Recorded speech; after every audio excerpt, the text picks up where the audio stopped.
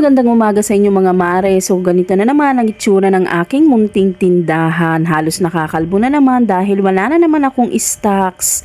At Lunes pa ang susunod na paparating na stocks ko galing nga sa grocery at sa isang supplier ko. Yes mga mare, tamang narinig nyo, every Monday na lang talaga ako nagre-restock para nang sa ganon ay mas bultuhan ko siyang nakukuha. Yes mga mare, every Monday na lang talaga ako nagre-restock ng mga item ko na hindi gaanong mabenta dito nga sa aking munting tindahan.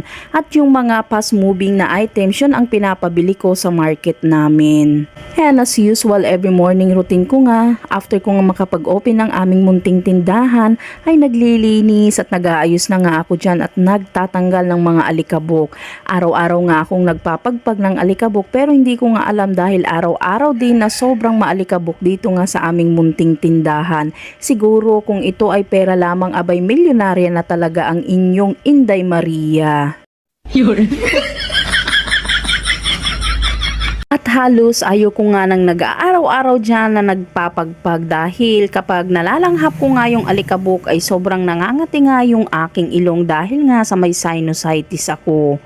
Pero walang no choice ang Inday Maria kaya kailangan everyday na nagpapagpag at ngayong araw nga ay nakalimutan ko nga mag face mask at for sure mamaya yan ay bahin na naman ng bahin ang inyong Inday Maria. So ngayon nga ay ulo ko na lang ang nakikita nyo dahil nasa kabilang gilid nga ako ng aming tindahan at kumukuha ng stock sa taas ng istante. Tinignan ko nga kung ano yung mga stock sa aking mga kape dahil lalagyan ko nga ulit ng ma-replenish ko ng maayos. Kaya nilabas ko yung mga stocks ko na nakatago dyan sa may Gedli.